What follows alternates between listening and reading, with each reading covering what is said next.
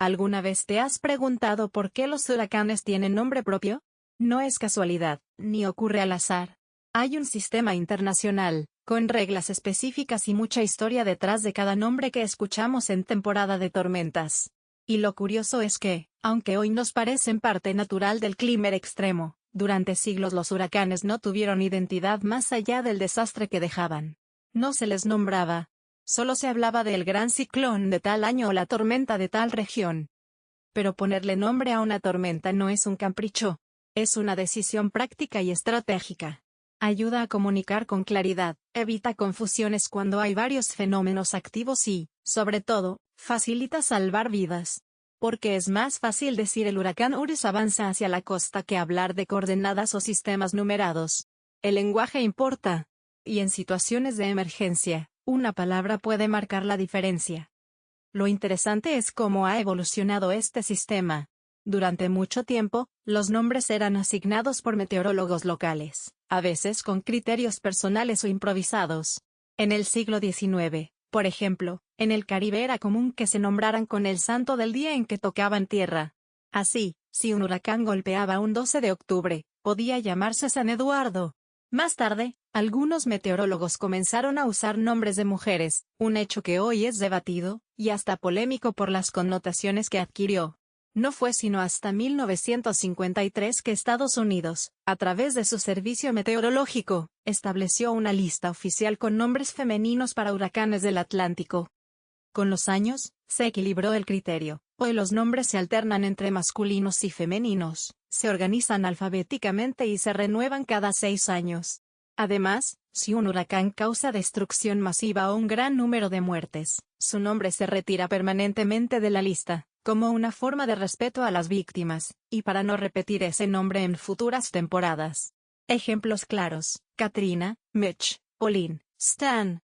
En los siguientes bloques vamos a explorar cómo se elabora esa lista internacional, quién decide los nombres, cuáles han sido los más curiosos, los más devastadores y por qué, aunque suene contradictorio, ponerle nombre a la catástrofe es también una forma de controlarla.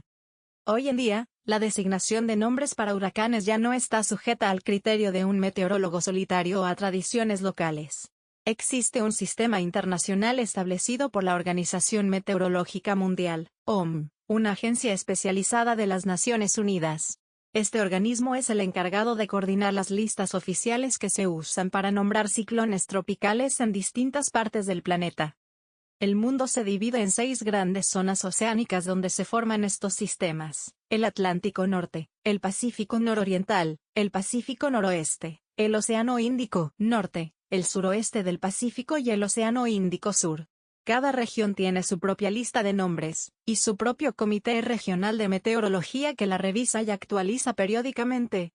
En el caso del Atlántico, que incluye México, el Caribe y la costa este de Estados Unidos, la lista consta de 21 nombres por temporada, en orden alfabético, y se repite cada 6 años, con algunas excepciones importantes. La elección de los nombres responde a criterios de claridad lingüística, representatividad cultural y fácil pronunciación. Se busca que los nombres sean cortos, distintivos y que puedan entenderse fácilmente en varios idiomas de la región.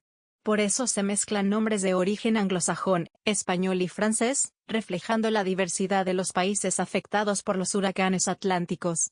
Nombres como Carlos, Grace o Henry pueden aparecer juntos en una misma temporada sin problema. Cuando un huracán resulta especialmente destructivo, por su impacto humano, económico o simbólico, su nombre es retirado por decisión del Comité Regional. Esto evita repetir el nombre en temporadas futuras, y ayuda a respetar la memoria colectiva asociada a esa tragedia. Así ocurrió con nombres como Gilberto, 1988, Mitch, 1998, Stan, 2005, Wilma, 2005, y más recientemente Katrina, 2005, y Eures, 2023. En esos casos, el nombre retirado es reemplazado por otro con la misma inicial, aprobado por consenso entre los países miembros.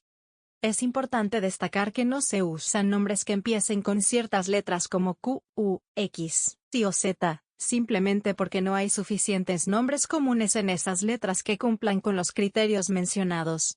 Por eso las listas suelen detenerse en la letra W, y si una temporada sobrepasa los 21 huracanes nombrados, como ocurrió en 2005 o 2020, se activa una lista complementaria, no alfabética, previamente preparada.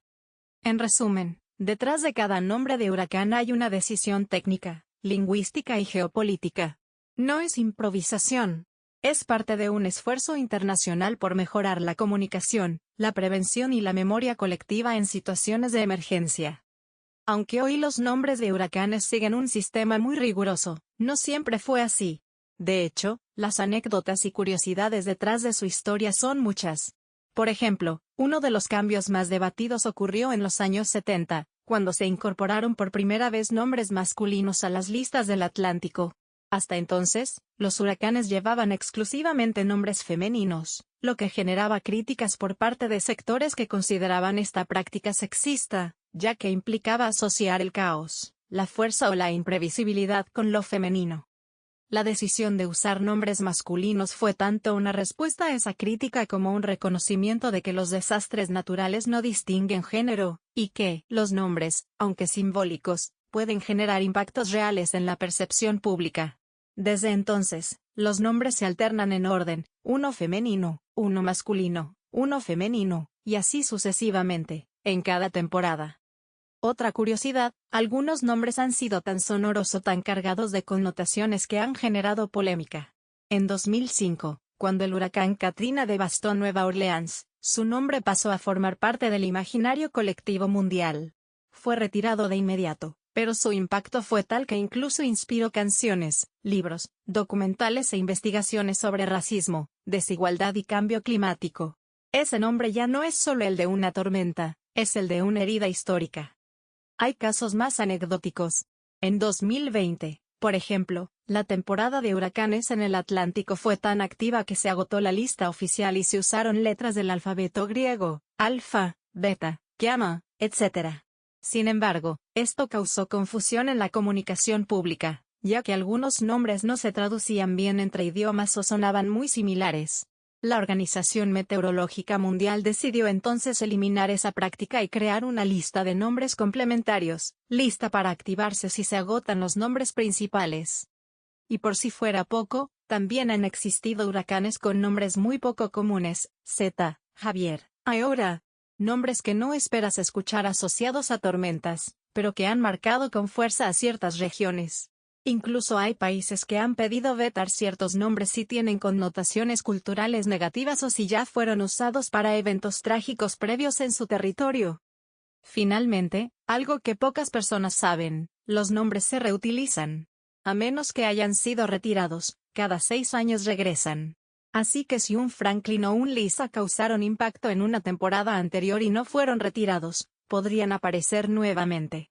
Eso sí, en un contexto distinto, con otro recorrido. Y quién sabe si con otras consecuencias. Los nombres de los huracanes no son inocentes. Son memoria, son estrategia, y a veces también son política, cultura o coincidencia. Y en cada temporada, esa lista alfabética contiene potencialmente la historia de miles de vidas por escribir. No todos los nombres de huracanes quedan en la memoria colectiva. Algunos pasan sin causar daño, pierden fuerza en el mar o ni siquiera tocan tierra. Pero otros quedan grabados con fuerza, no solo en las estadísticas meteorológicas, sino en el recuerdo de generaciones. Cuando eso ocurre, esos nombres no vuelven a usarse. Se retiran como si se tratara de camisetas de leyendas deportivas, pero en este caso, por respeto a las víctimas y para evitar confusión o dolor en el futuro. Un ejemplo claro es el nombre Katrina. El huracán que en 2005 devastó Nueva Orleans, y dejó más de 1.800 muertos fue tan devastador, tanto en términos humanos como en imagen pública, que su nombre fue retirado inmediatamente de las listas del Atlántico. Ya nunca volverá a aparecer. Lo mismo ha ocurrido con nombres como Mitch, 1998, Gilberto, 1988, Pauline, 1997, Stan, 2005, Manuel, 2013, y más recientemente Otis, 2023, que arrasó con Acapulco de forma sorpresiva y violenta, marcando un antes y un después en la memoria nacional. Cuando un nombre es retirado, el país más afectado suele proponer uno nuevo que lo sustituya en la lista. Este nuevo nombre debe cumplir con los criterios de la Organización Meteorológica Mundial, debe ser corto, fácil de pronunciar, no repetirse con otros fenómenos pasados, y reflejar la diversidad cultural de la región. Por eso, después de Gilberto, llegó Gustav, y después de Patricia, vino Pamela. Así se mantiene el equilibrio alfabético y se renueva la lista con respeto. Algunos nombres se recuerdan no por la magnitud del desastre, sino por su impacto simbólico. Ingrid y Manuel, ambos en 2013, no fueron huracanes extremadamente poderosos por separado, pero coincidieron en tiempo y espacio, causando inundaciones masivas en México. Ese doble impacto, poco común, hizo que ambos nombres fueran retirados el mismo año. También hay nombres que se recuerdan por sus trayectorias erráticas. Wilma, por ejemplo, en 2005, no solo fue uno de los huracanes más intensos registrados en el Atlántico, sino también uno de los que más vueltas dio antes de tocar tierra. Su nombre fue retirado, y su paso por el Caribe y la península de Yucatán quedó documentado como un fenómeno meteorológico atípico y caótico. Y así como hay nombres que evocan tragedia, también los hay que provocan reacciones emocionales por motivos inesperados, porque coincidieron con fechas especiales, porque afectaron pueblos con el mismo nombre o porque los medios construyeron narrativas muy fuertes en torno a ellos. Los huracanes, con nombre y todo, no son solo datos climáticos, son parte de la memoria cultural. Retirar un nombre no es borrar la historia. Es reconocer que la historia fue demasiado dolorosa como para repetirla, incluso en el lenguaje. Aunque el sistema para nombrar huracanes es técnico y cuidadosamente regulado, eso no ha impedido que, a lo largo de los años, surjan anécdotas tan extrañas como memorables. ¿Sabías, por ejemplo, que el primer huracán oficialmente nombrado con una lista organizada fue Alice en 1953? Antes de eso, los meteorólogos solían usar referencias geográficas o incluso nombres de sus esposas, lo que, por razones obvias, hoy sería inadmisible. También ha habido casos en los que dos huracanes con nombres muy similares han coincidido en la misma temporada, provocando confusión en los reportes de noticias. Por eso se cuida tanto que no haya nombres parecidos fonéticamente en la misma lista. Un ejemplo fue cuando Jerry y Terry estuvieron propuestos en distintas zonas, pero uno fue eliminado por posible malentendido en la radio o en mensajes de texto de emergencia. Una rareza histórica es que un mismo nombre puede existir en listas de diferentes regiones del mundo, como en el Pacífico y en el Atlántico, pero no en la misma temporada. Así, un Daniel puede haber sido un huracán en el Pacífico en 2006, y luego otro Daniel en el Atlántico en 2023, sin relación entre ellos. De hecho, en 1995 hubo una temporada tan activa que se barajó la posibilidad de usar nombres mitológicos. Pero la propuesta fue rechazada por la carga simbólica que podría generar. Otra curiosidad, hay nombres que la gente sugiere todos los años, incluso en redes sociales. Pero la ONU no acepta nombres populares por tendencias ni por votación pública. Las listas son propuestas y aprobadas por consenso regional, con la participación de todos los países que podrían verse afectados. Cada nombre que entra, lo hace tras evaluación lingüística, cultural y operativa. ¿Y qué pasa con nombres famosos o mediáticos?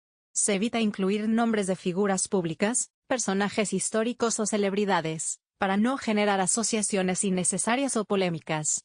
Así que si alguna vez pensaste en un huracán Messi o un huracán Frida, la respuesta es no, la neutralidad es parte clave del sistema. En resumen, los nombres de los huracanes no solo sirven para identificar tormentas, son herramientas de comunicación crítica, memoria histórica y gestión de riesgo. Nombrar un huracán es, en el fondo, una forma de prepararse, de hablar con precisión en el caos, de alertar con claridad en medio de la incertidumbre. Y también, con el tiempo, de recordar lo que pasó, para no repetirlo. Cuando escuches el próximo nombre en la temporada de ciclones, piensa que no es solo un apodo meteorológico, es una palabra cargada de prevención, historia y, a veces, dolor colectivo.